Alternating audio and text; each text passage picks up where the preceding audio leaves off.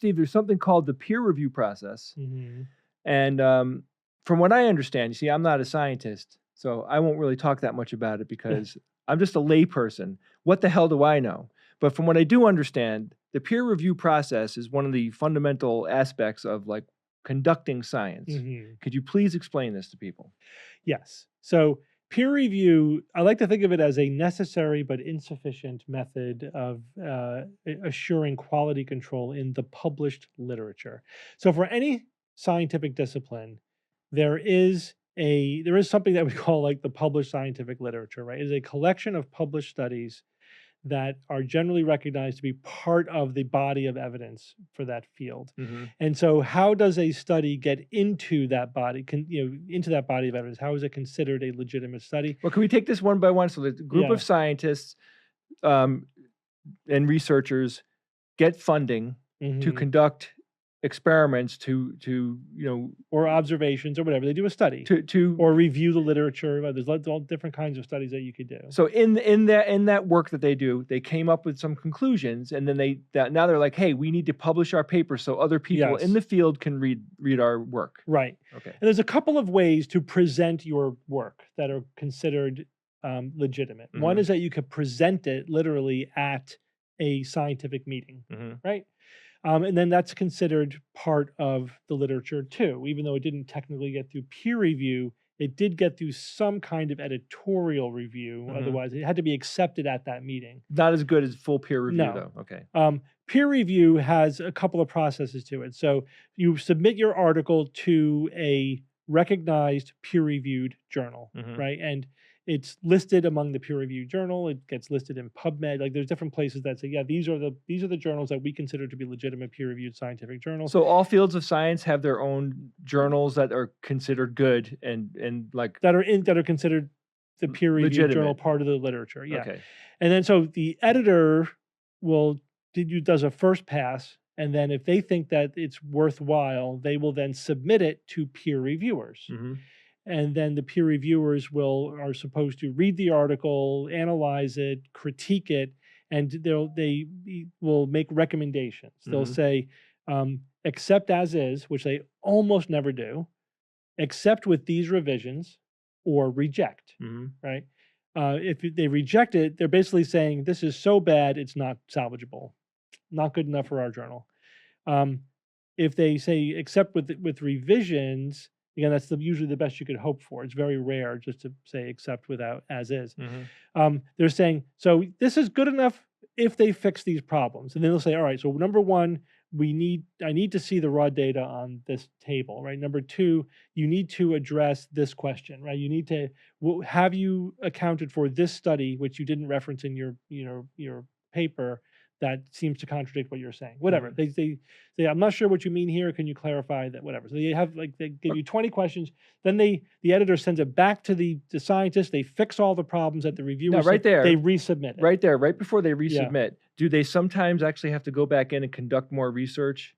Generally, no. So generally, they're not asking you to do more research. They know that that's not like what the purpose is at that point. It's a clarification of But information. yeah. So, and I've been at every position. I'm not an editor, but I've been like reviewer and also having my papers reviewed and whatever. So it's interesting. What I think what happens with the peer review process, it improves the quality of the study, right? Mhm. Because first of all, they'll fix mistakes. They'll say, "Did you mean this?" or "This seems like an error," right? They'll fix mistakes. Sometimes they'll force you to think about how you're saying things, right? Okay. And oftentimes, like when we're reviewing articles, we're writing about scientific articles in for science-based medicine, for example, where we could see the like the preprint Mhm. of the article and then the post peer Is a review big version difference? of the article, and you could see the differences. It's interesting, and sometimes you could see like they really forced them to tighten up their language, because sometimes the scientists will make claims that go beyond the evidence, Mhm. and then they have to claw it back, because I can tell you it's almost definitely because a reviewer said you cannot justify that conclusion based upon the evidence. you need to restate that in a way that is justified by the evidence. So then All right. they tighten up like how they make a claim. So it's good. The peer review process is good. So the reviewers are who? That's a good question. Yeah. So the editor picks the reviewers. They're typically people who are recognized in the field, or at least like have an academic, appointment in that field. There's somebody who is reasonably expected to have sufficient expertise that they're in a position to review that study, that paper. And there's some questions, like some journals will ask the authors on the study, is there anybody we shouldn't ask to review this? Why? And why? Well, they might say, yeah, this person, doesn't like me or whatever. That this would be biased. Oh, it can get personal. Yeah. Yeah. So although, you also hear people say that sometimes, like, the editors will say, is there anybody you don't want us to ask to be a reviewer on this? And then they'll submit it to whoever you say you don't want them to review. Yeah. Or whatever, it's basically up to the editor, and the reviewers are only as good as the editor finds to do the review process. Can the editor decide that the reviewers don't know who is actually publishing the paper? So that's the other question: is do the reviewers get to know who the authors are, and do the authors get to know who the reviewers are? Okay.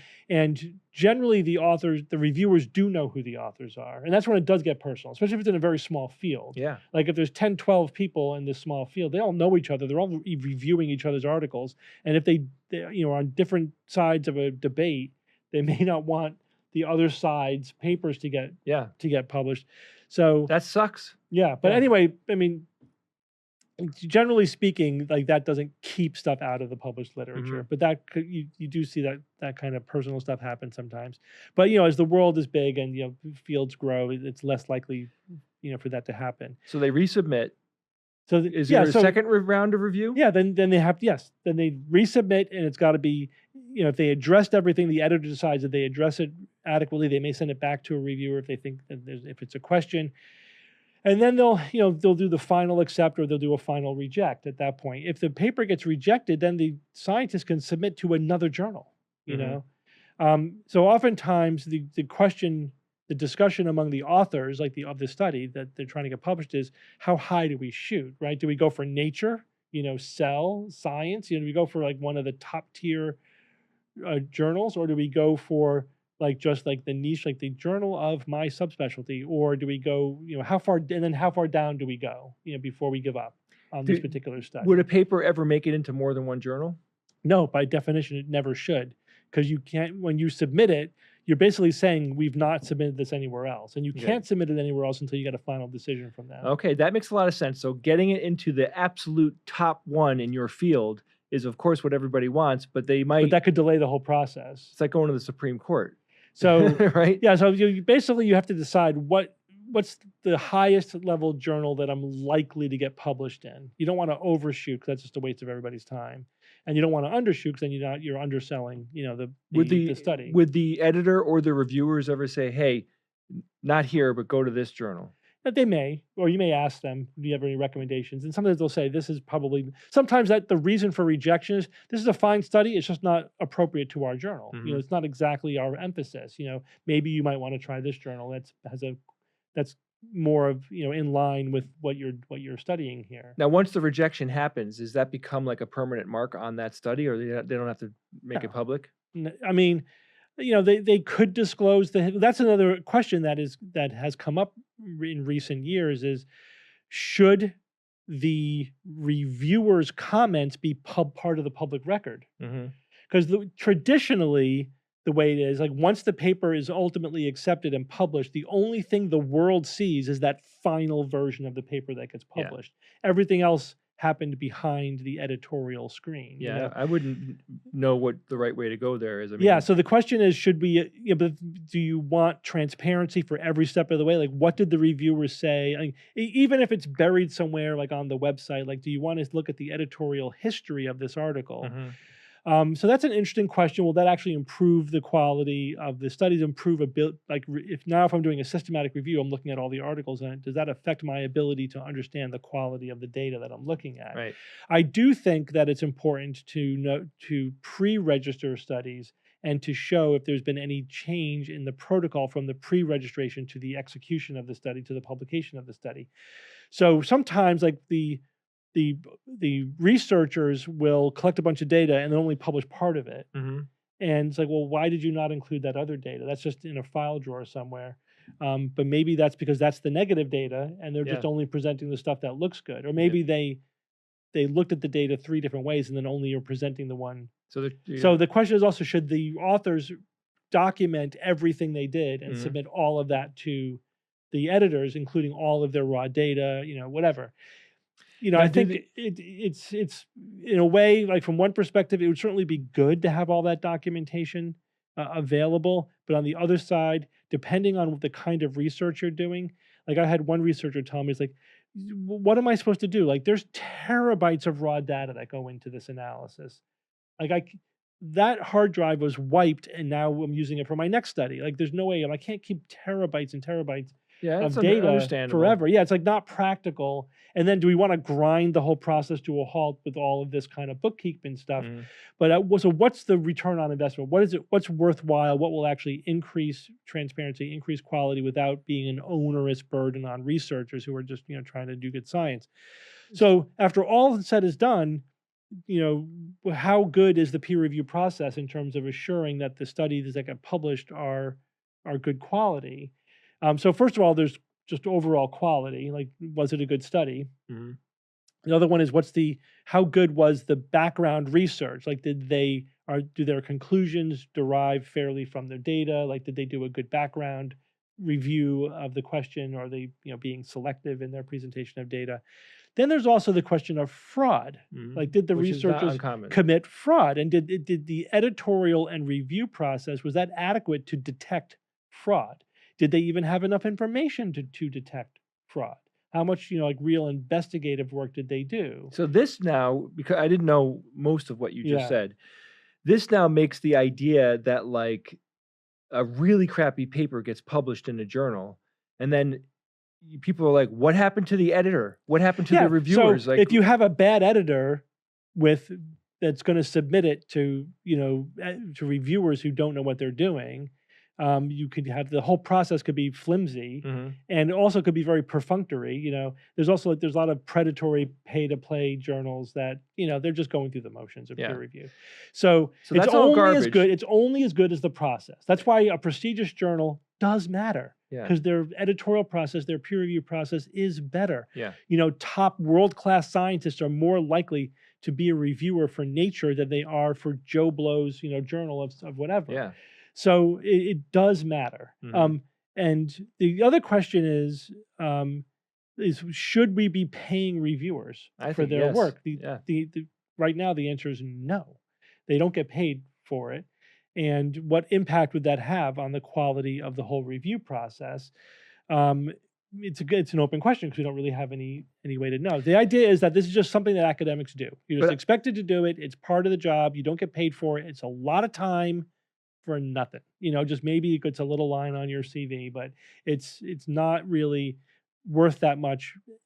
In terms of academically or it's just something that we do for the good of yeah. the I profession. mean, I could see not wanting money to like sully this process in a Mhm. way too, right? Because I was going to ask you, like the money people, right? So the people that paid for the study, and Yeah. it could come from lots of different places. Right. Do they get involved at all in any of this stuff that you just said? You said it's like a black box. You send the study into the journal, and they send you back whatever they want to send you back. You don't get to peek behind the door as to what's going on. All right, so we covered the make these revisions and resubmit it. Yeah. Now let's start with the worst case scenario. Let's say that it gets rejected. Yeah. What do those people do? So you have to decide: is it worth starting from scratch with another journal, or do we just move on? Right. So most of the time, you'll just submit to a less prestigious journal and hope that it gets in, or maybe there's one that's a little bit more appropriate. And again, there's a lot of lot of considerations that go into that decision. It's because it's not just the prestige, it's also like, how do we want to communicate to just the 10 people in this very narrow field, or do I Mhm. want to, right? Do I want to publish in, like, if somebody's doing a study on migraines, do they want to publish in a journal that's only about migraines, or do they want to publish in a journal that's about neurology in Yeah, general, it's or tricky. about medicine in general? Like, Mhm. how broad an audience do you want to go for? So there's broad versus narrow as well as prestige. And then there's, like, you also consider the pay to play versus the more traditional model now. So, like, the open source versus, so there's other things to take into consideration as well. What if they get published? So yeah, so once you get published, if it's in a recognized listed peer reviewed journal, that is now a peer reviewed study, right? Again, doesn't mean that the conclusions are correct, doesn't mean that the quality is good. It means it got through that journal's peer review process. And now, And is there's a there lot of journals that have crappy peer review process, so that they're not that much value. They're not adding that much value. now it's published. Hmm. Now, is there a layer here where other scientists that are top in the Yeah, field will look at the research and try to simulate it, and what yeah. So happens then there? after a paper gets published, now we're no longer talking about, like, the formal pre-publication peer review. Now what you're just talking about the meat grinder of post-publication review by the other experts in the field. Mhm. So what would happen is, depending on the again, the prominence of the publication, right? And also, to some extent, like, how much did the institution push, promote that publication through their press office, so whatever. So the article gets some amount of attention, Mhm. depending on the impact and all that. And then other scientists in the field will, they'll read it and critique it. Mhm. And they'll often be very highly critical. They'll tear it apart, Oftentimes, if you present it for, like, you might present the preliminary data at a conference before you publish the paper. And now you're in a room with 100 colleagues, asking really hard questions, Yeah. and usually ripping it to shreds. And that's good. That's all part of that, again, that meat grinder process. And then there's that's sort of the immediate reaction. But then there's the replication. There's an attempt to replicate the data. Again, if it's new, interesting, whatever, It's valuable. if it's valuable, then other scientists, typically what they'll do is, like, oh, that's interesting, that phenomenon that was published here. So they usually will start by first replicating the phenomenon and then going beyond it. So, like, if Mhm. you say, oh, somebody publishes a study showing that X causes Y, right? And you think, oh, I wonder how it does that, or if it does that in everybody. You have a sub question. So first you replicate the basic question: does Mhm. X cause Y? You make sure that you can do it, that your lab can do it, right? That the process works. You establish a baseline, and then you could ask the deeper questions about, like, well, whatever, like, does this happen in everybody, or what's the mechanism, or whatever your sub question is. Now let's say this other group replicates the thing, and Mhm. the results don't It match. doesn't match, right? Well, then they may publish a study saying failure to replicate whatever, Oh, okay. and that's great. That's exactly what we need. That's really when you know if something's real, Mhm. is when it either replicates or doesn't replicate. So until multiple independent labs replicate something, all bets are off. Even if it Yeah. got through peer review, even if it looks good on paper or whatever, because you don't know if it's quirky, you don't know if they p-hack their way to the result, they don't know if they're hiding data, you don't know if it's whatever, just a quirky, fluky result. Until it gets replicated independently, you can't really say whether or not it's all legit and fair.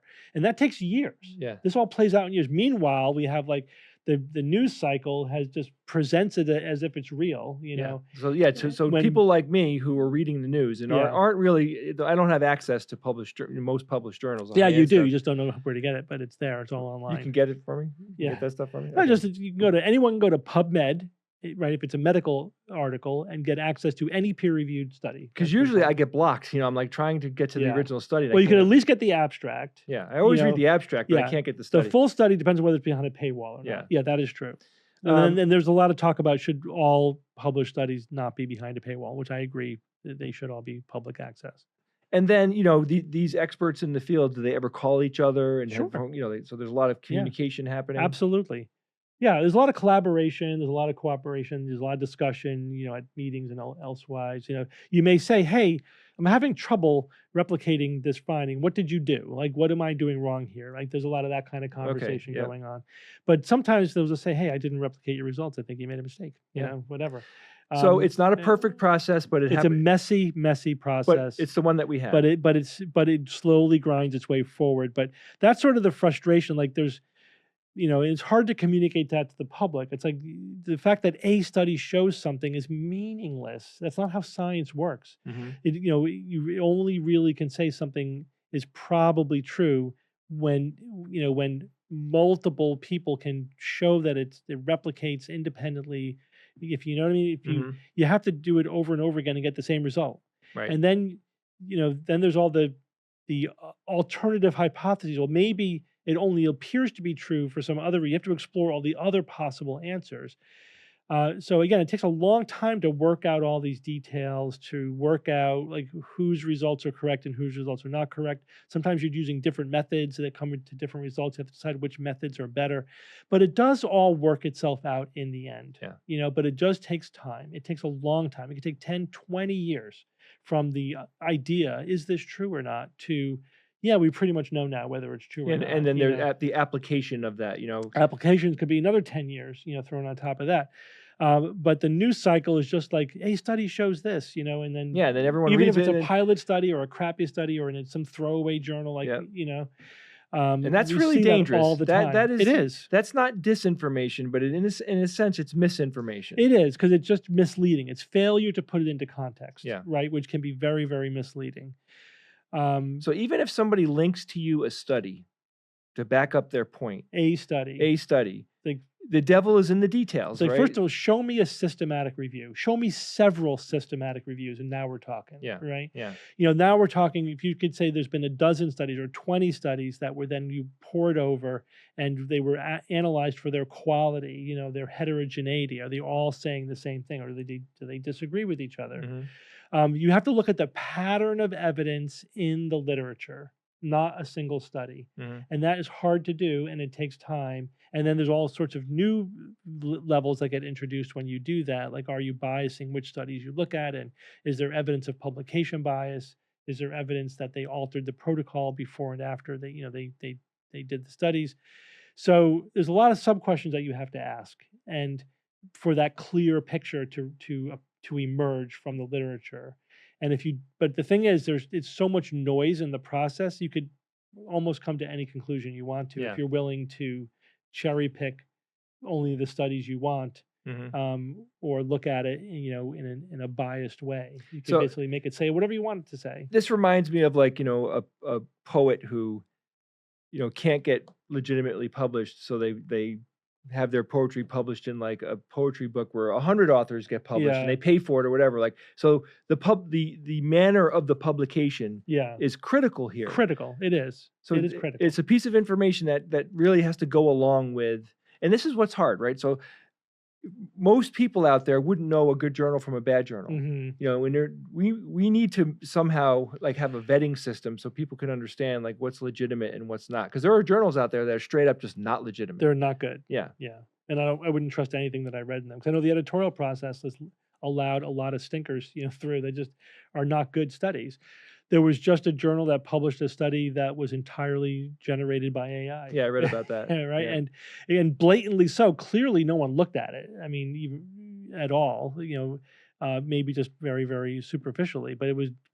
No one could have peer reviewed it. There was a famous sting operation about 10 years ago where a scientist published a clearly fabricated study Mhm. with details that were obviously self-contradictory and wrong.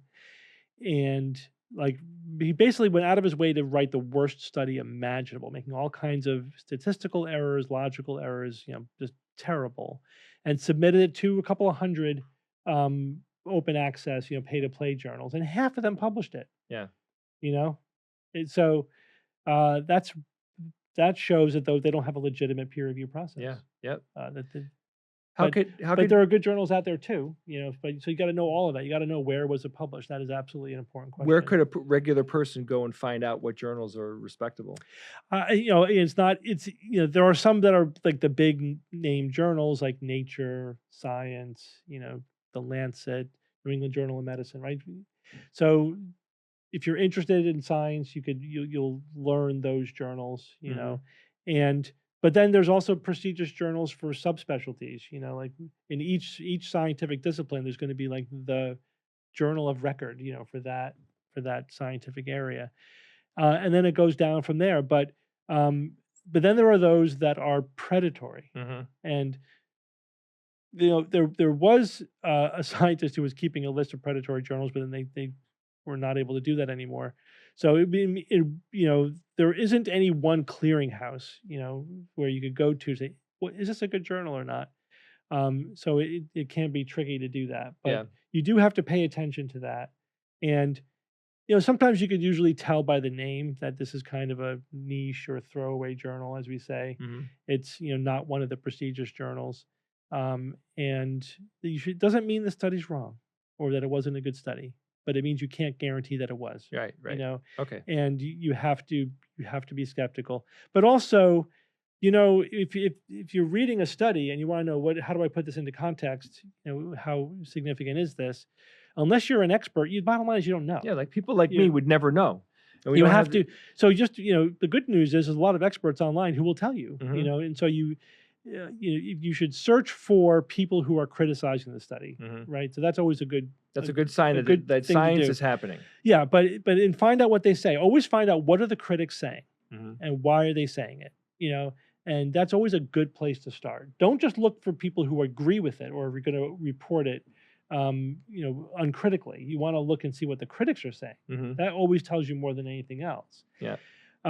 And see, like, and having an expert put it into context for you. And like even me, like as I'm a physician, but sometimes like I'll talk to a fellow physician who has an expertise in a different field, and they give me insights into like the behind the scenes, like what's really happening that you will never know from the publicly available information. Yep. You know what I mean? It's like, oh yeah, but that guy, like nobody believes what that Yeah, guy I mean, said. that's Like, you all- hear things about That's all institutional like knowledge there's that isn't published. absolutely You don't have personal, access to it. institutional, and stuff like that, where you wouldn't necessarily know from Yeah. the official published literature, but you talk to the people in the field and who know what's going on behind the scenes. Yeah. You know what I mean? Like, Yep, this yep. guy always does that or whatever.